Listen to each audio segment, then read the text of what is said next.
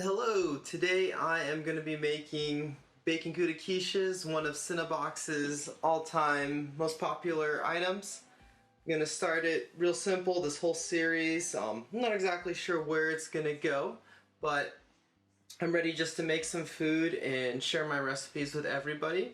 So I'm going to start off with our scale. We will need some flour in the bowl. We will start with 6 ounces of flour. The recipe we will need, we're going to be making 6 quiches today. And by the way, I don't want to mention, must start the oven. We'll do 350.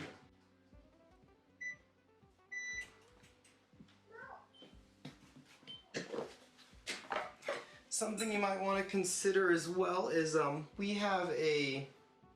have a convection oven, and normally at Cinnabon's I actually did 375, but our oven 350 seemed to be the number. 375 seemed to roast them too hard, so it kind of depends on the oven you use. Any of you can hear in the background, those are my little girls. They're just hanging out.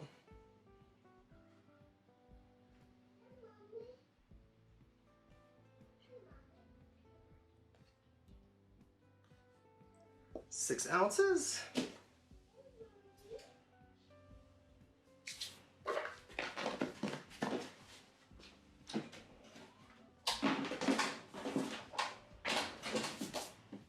And I always like to sift it and make sure everything's really nice and fluffy, and then also there won't be any hidden little clumps on top.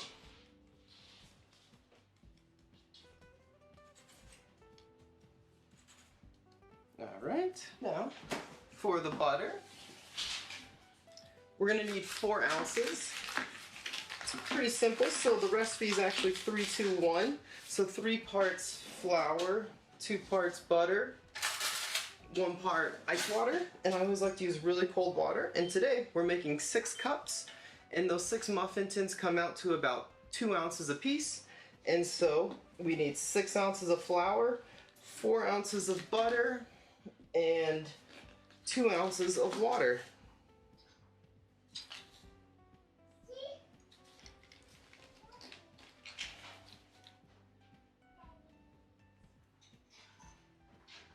Alright, 4 ounces of butter.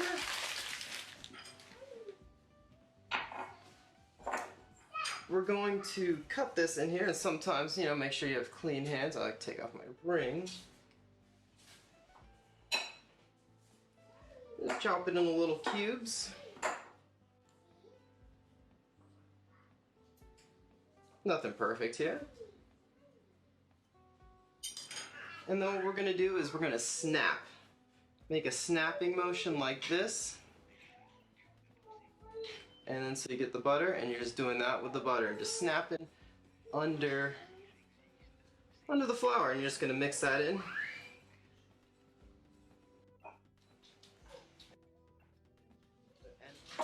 And see, you can see where the dough's starting to get. We're almost there. We want everything to be about the size of a pea.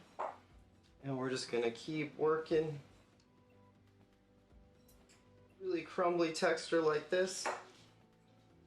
Once you go overboard though, however, it'll start getting really grainy and mealy, and then you'll end up with more of a shortbread, and it won't accept the water quite as well. So we want to keep clumps, we want to keep flakes. That's what makes the dough really flaky, is that are the chunks of butter.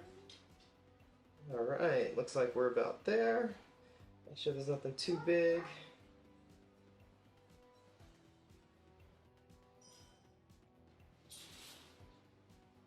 So there we have it.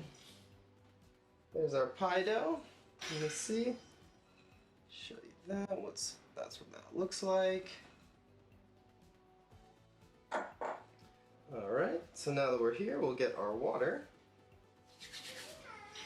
I always like to make a little well, a little hole in the middle. See that? Here's our 2 ounces of water, 1/4 cup.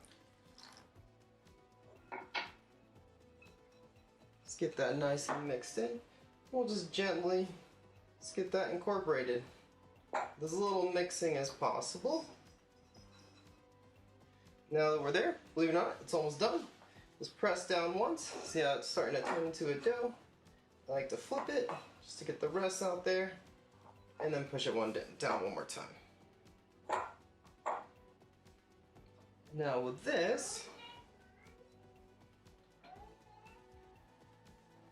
I'm gonna wrap up. What I like to do, I like to get a piece of plastic wrap.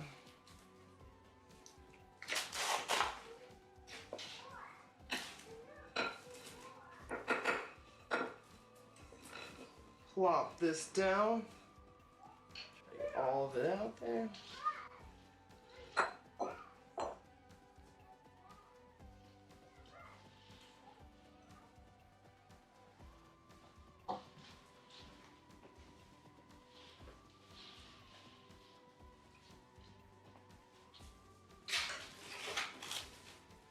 And if you wrap it, you can do a really nice job getting all the water incorporated. So we have here, squeeze out all that air. And there you have it, there's our pie dough. We'll let that sit in the fridge while we do the rest of our work, while we grate our cheese and cook our bacon. And with our bacon, we can actually throw it straight on to a cold pan. I know it's kind of taboo not to put stuff on a hot pan, but it seems to be bacon doesn't really matter too much. Unless you're going for a really crispy sandwich, soft bacon, but right here our goal is super crispy bacon. So we just want to cook it out. I like to do about a piece per quiche. So we'll grab 6 slices of bacon. And we don't need to be perfect here. Just want to slice them in half and cut them into little pieces.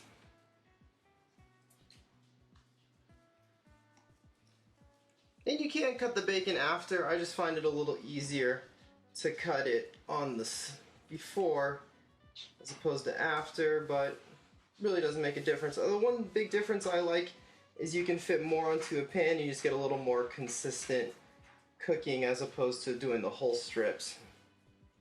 And another option, when you get to a lot, sometimes it's a little easier to bake it. However, I do warn you that there is a lot of splatter inside your oven, so it can make your oven a little messy. But you can cook a lot of bacon very consistently in the oven. I just stir it every so often. In Cinnabons, I'd stir it every 10 minutes, and for a batch of about 25 pounds of bacon, it'd take about an hour to cook in the oven.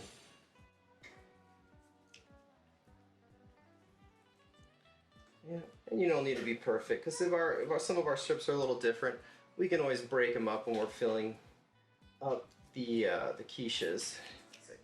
Alright, there you go. I like to just spread it flat, wash our hands, get everything away. These eggs are pretty pricey, but they're really good. I'll even show you an example. So we need 6 eggs. It comes out to about 1 egg a quiche.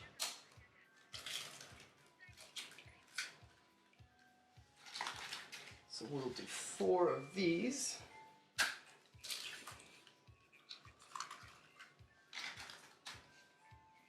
Even 5.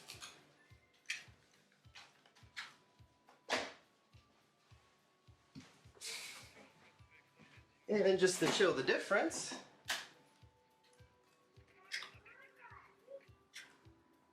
you can see one is obviously different. We need a 1/4 teaspoon of salt.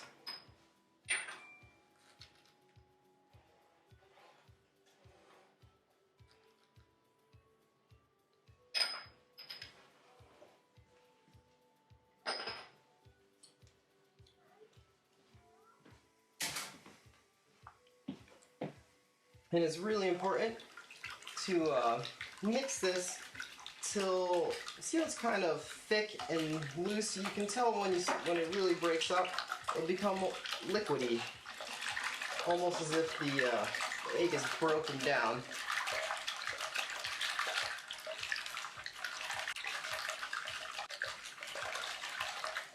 And see, we're almost there, but it's become a lot more homogeneous. Alright, that's that. And our milk is almost equal parts to the egg. It's about 95% of what our egg is, and roughly a large egg is 50 grams. So we have 300. So we'll need 285 grams of milk.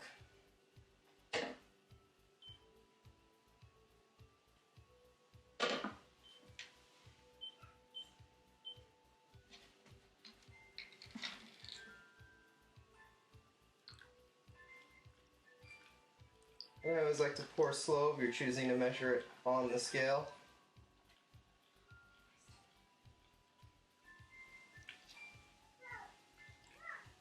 And just whole milk too for that. All right.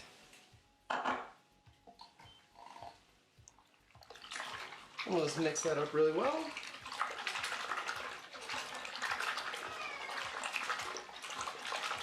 And I always like to mix the egg before I add the milk. It just makes it less messy, and sometimes the eggs have a tendency to want to cluster, as opposed to when there's only eggs, you only have to fight eggs. There we go. And we'll put this aside.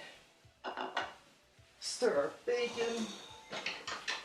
And what I like to do is put down some wax paper or some parchment. And roughly, there's about 2 ounces of cheese per.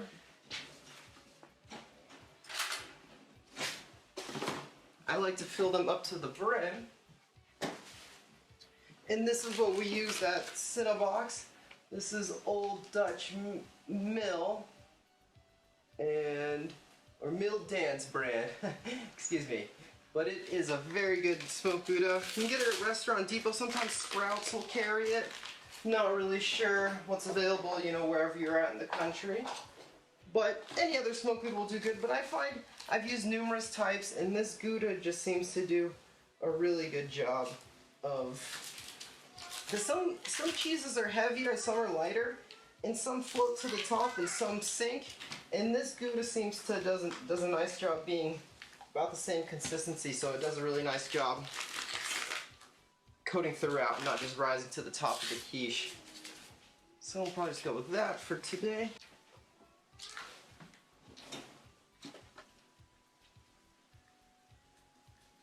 And there's a trick when you grate, is if you lift off, as opposed to going back and forth. If you lift off, you seem to get nice long strands of cheese.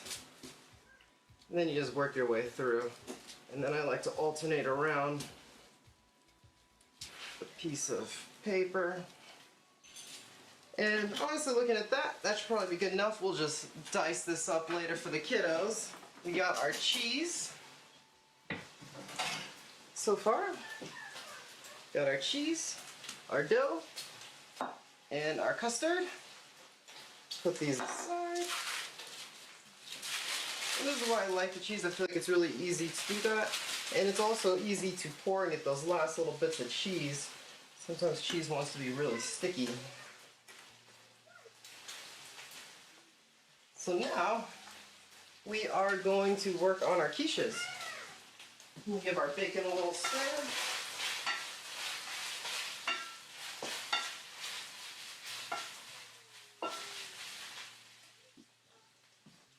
This is the baking pan. They're like muffin tins. It's what I like to use. Just get a little piece of butter. I ran out, but I really like to use cocoa butter, coconut oil. Coconut oil seems to do a really good job coming off, and it doesn't leave too much flavor. And then if you get the spray, it works really great, but any non-stick, even pan, will be great. And if you have nice new pans, sometimes you don't even need to butter them, they'll be that good. But these pans have seen their fair share of quiches and other tasty items. So I'm gonna just go ahead and butter them up. And I like to butter the top too because the quiches sometimes do like to explode over. There we go, nice and buttered. Put that aside. Okay, back out with our scale. And so we got 12 ounces, so we'll just need to make these 2 ounces a piece. And I always like to just start and just roughly cut it into 6 pieces just to see where I'm at. Some of those I know are going to be a little bigger. That's alright. I always like to start measuring with the biggest ones first. You know we're going to have to cut some away.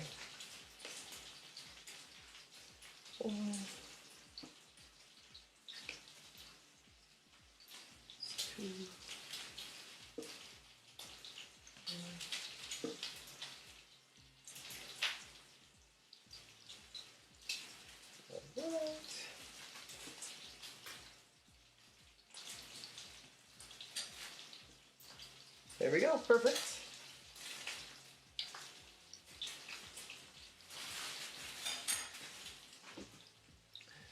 Now I think we're finally done with our scale. Get a nice little pound of flour.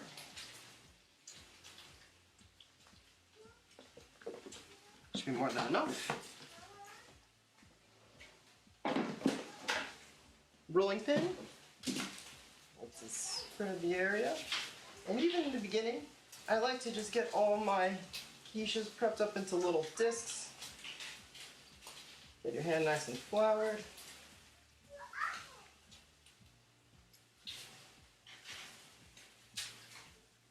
Alright, there we are. And we'll just coat a nice little layer. I like to do the next step and get them in, pre-roll them. And after you get them in this, you get them into nice little floured discs.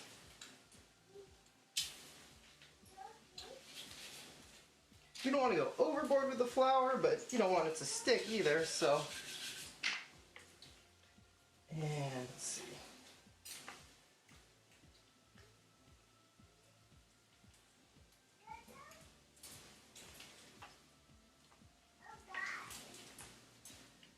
Something in there. And I always like to, when stuff sticks, just touch it and rub it off your countertop. And you want it to be roughly 10-20% larger, because when we set it in, you'll see you want to come right up to the edge. You don't want to go over. And you want to look something like that. You want to try to knock out all the air bubbles. And we'll just go ahead and roll those all out real quick. I just wanted to show you the first one.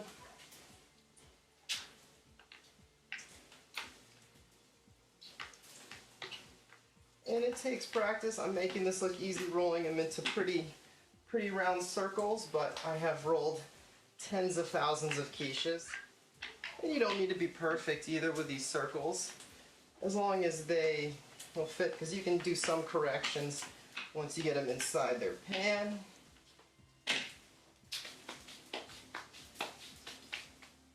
There's that. Get these guys in. And your edges don't need to be perfect. A lot of times the quiche will sometimes it'll explode over and cover your edges, but sometimes it won't. So if you did want to make the extra effort, you could crimp them. So our bacon is done. Get these last ones in.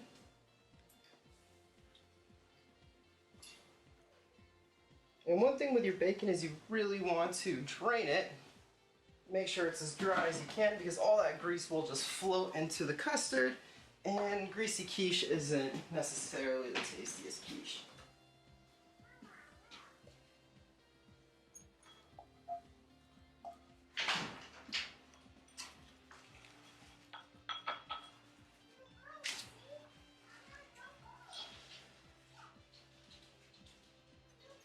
You want the whole bottom to essentially be covered. So there's a good piece of bacon in every single bite. All your bacon. And you want to fill it to the brim.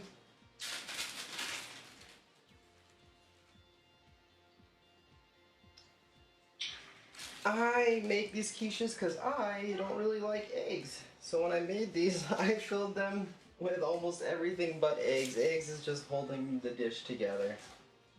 So we fill all those to the top of the cheese and had a decent amount of cheese left. So we'll make another batch, maybe another day.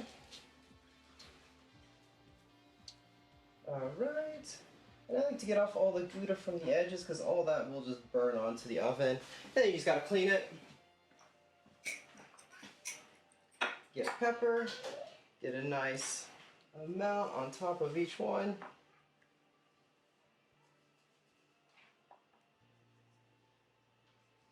There we go. And I like to put it on top as opposed to mixing it in the eggs. So when you mix it in the eggs, the pepper seems to pull in the bottom, so you'll get one egg that has one quiche that has a whole bunch, and then another one that doesn't have any at all. Whereas if you sprinkle it on top, everything gets the right amount. One final last stir. And this should be just enough, so I like to fill them to about 90% and then come back at the end just in case we're a little bit short. I don't want to make a whole nother egg and another thing, but yeah, let's see what we get.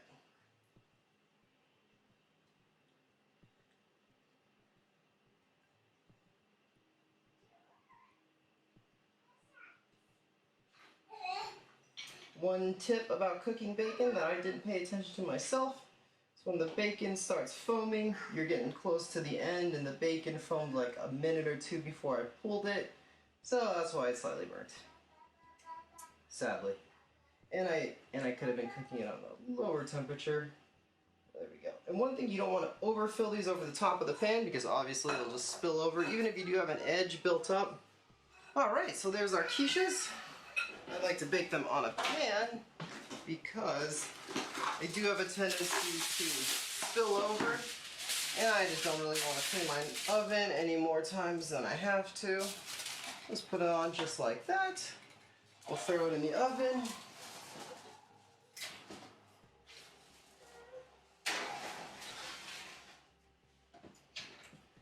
Set the timer for 45 minutes. And there you have it. Quiches. We'll come back in, we'll watch them as they cook. I'll get a nice time lapse for you guys. And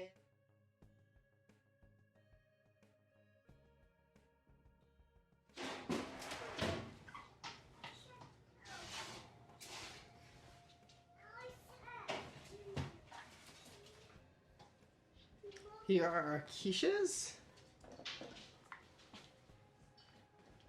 They are a little hot, but I do like to pop them out as soon as possible. And one little trick too is if you have some of these cheap gloves, I just always have a pack. But if you double glove, you can handle a lot hotter stuff, or you can just go for it. And then you want to see how they start free spinning. Once they do that, they are free to move. And I like to use this as a little cheap $2 spatula spreader. They work great for this. Let's see what we got. What you're really looking for, the top gets nice and crunchy, and we want the bottom to have a nice brown to it. Very important to have that. I feel like the crispy crust is what makes it so important. There we go.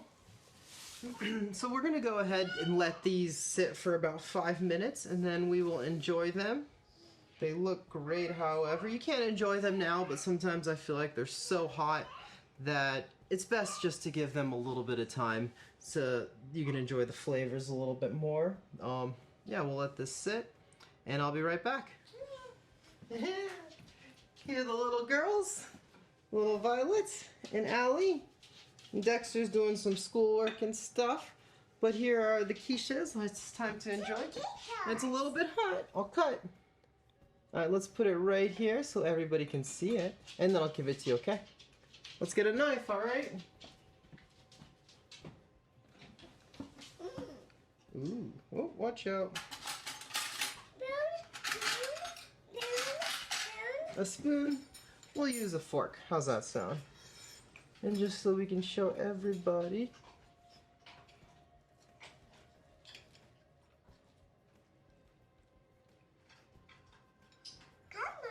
Center should look something like that. All nice and melted. And yeah, let's get the real test. The little girls. All right, Allie, you want to eat?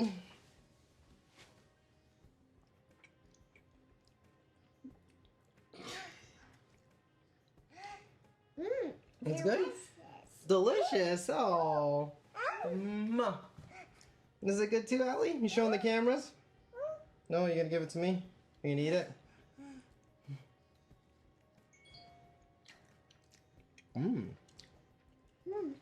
Very cheesy.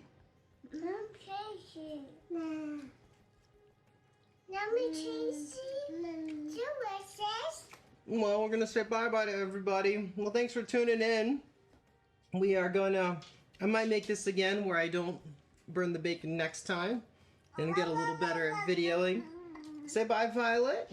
But it'll be a growing process. I'm so happy you guys all tuned in, and I look forward to seeing you next time.